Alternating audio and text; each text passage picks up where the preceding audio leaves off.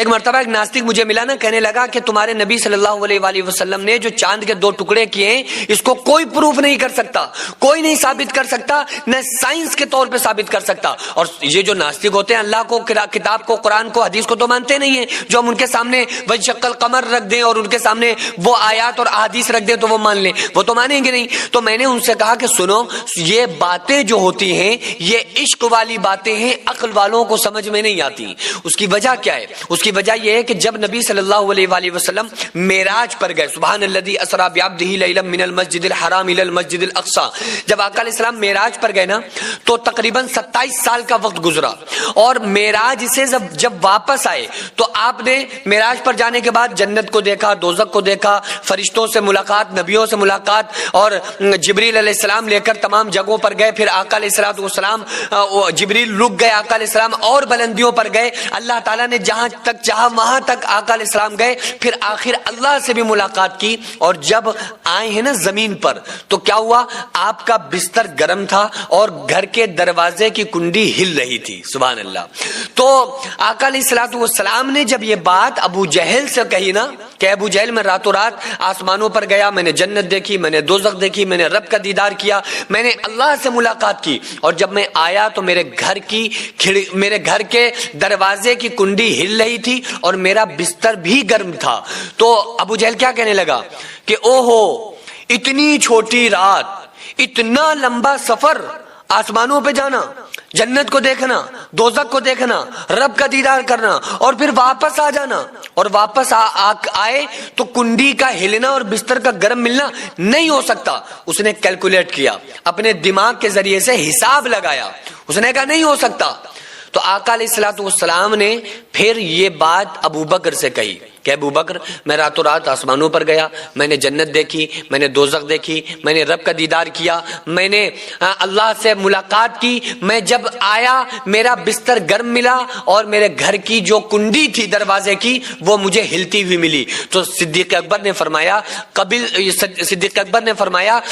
تو صدقت یا رسول اللہ، صدقت یا رسول اللہ، میرے آقا، میرے ماں باپ آپ پر قربان، یا رسول اللہ میں نے قبول کر لیا، آپ نے سچ فرمایا، یا رسول اللہ آپ نے سچ فرمایا، میں نے قبول کر لیا۔ یہ عشق ہے، یہ عشق ہے، وہ عقل ہے۔ اسی وجہ سے عشق کا معیار بڑا ہوتا ہے۔ بھائی ہم نے جب آسمان کی بڑی بڑی خبروں کو مان لیا، ایک صحابی تھے نا، تو بازار کے اندر وہ صحابی کھڑے ہوئے تھے اور رسول اللہ صلی اللہ علیہ وآلہ وسلم سے ایک شخص آ کے جھگڑا کرنے لگا، ایک یہودی تھا، وہ اگر کہنے لگا کہ اے محمد ابن عبداللہ صلی اللہ علیہ وآلہ وسلم، میں نے جو آپ کو قرضہ دیا تھا وہ میرا قرضہ مجھے واپس کرو۔ تو آقا علیہ السلام نے ارشاد فرمایا بھائی میں تمہارا قرضہ دے چکا ہوں، میں تمہارا قرضہ واپس کر چکا ہوں۔ تو وہ کہنے لگا گواہ کون ہے؟ کوئی گواہ ہے آپ کے پاس جو یہ کہے کہ ہاں آپ نے میرا قرضہ واپس کر دیا؟ تو آپ نے فرمایا بھائی گواہ تو میرے پاس کوئی نہیں ہے، کیونکہ جب میں نے تمہیں پیسے دیے میرے پاس کوئی تھا ہی نہیں۔ تو ایک صحابی آ گئے، وہ کہنے لگے کہ یا رسول اللہ صلی اللہ علیہ وآلہ وسلم، میں گواہ ہوں، میں گواہی دیتا ہوں کہ ہمارے نبی نے تجھے پیسے دے دیے۔ تو وہ اسے گواہی مل گئی، لہذا وہ چلا گیا۔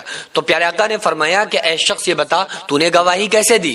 تو تو اس وقت موجود نہیں تھا، تو نے تو پیسے دیتے ہوئے، قرضہ واپس کرتے ہوئے مجھے نہیں دیکھا تھا، پھر تو نے گواہی کیسے دی؟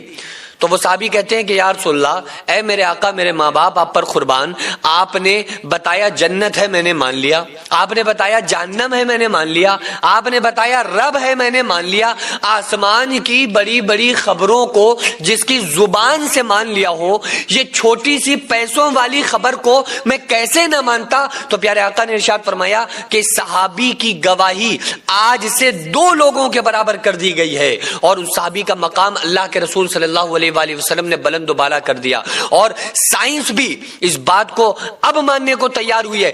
بھائی سائنس بھی کیا کرتی ہے؟ سائنس تحقیق کرتی ہے، جو اس کو صحیح بات لگتی ہے اس پر وہ فیصلہ کرتی ہے، اس کے بعد پھر اور اگر کوئی تحقیق ہو جائے اور وہ تحقیق پہلی تحقیق سے معتبر ہو تو پہلی تحقیق کو سائنس والے خود اگنور کر دیتے، کہہ دیتے بھائی یہ تحقیق ہماری ٹھیک نہیں ہے، لہذا یہ تحقیق اب ہم بہتر مانتے ہیں۔ اس سے پہلے پوری زندگی سائنس یہ کہتی رہی، سائنسدان یہ کہتے رہے کہ جو سورج ہے وہ اپنی جگہ پر ہے اور زمین گھومتی ہے.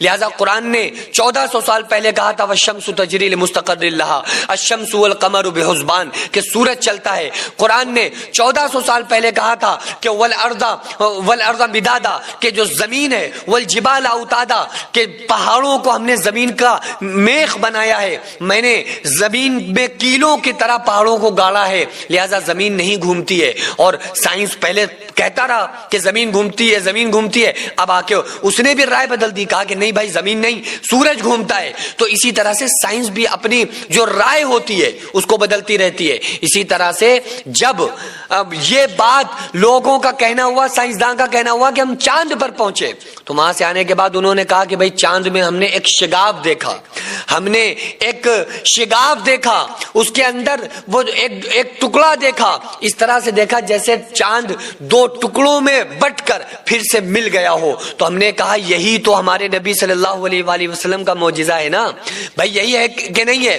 آج تم اپنی تحقیق کے حساب سے دیکھو اور جا کر اپنی عقل کا استعمال کرو. ہم عشق والے لوگ ہیں, ہم بن دیکھے اپنی نبی کی بات کو مانتے ہیں. ہمارے نبی صلی اللہ علیہ وآلہ وسلم نے چاند کو اشارے سے دو ٹکڑے کیا, جب چاہا تو مری ہوئی گوہ بولنے لگی, آپ نے حکم دیا تو ایک پیڑ چلنے لگا, جب آپ نے اشارہ کیا تو مردے زندہ ہوئے, جب آپ نے اشارہ کیا تو بوٹیاں بولنے لگی, جب آپ نے اشارہ کیا تو سورج پلٹ کے آیا, جب آپ نے اشارہ کیا تو چاند دو ٹکڑے ہو گیا. ہم ان باتوں کو اس لیے مانتے ہیں کیونکہ ہمیں عشق ہے, اور عشق کا معیار عقل سے بہت بڑا ہوتا ہے.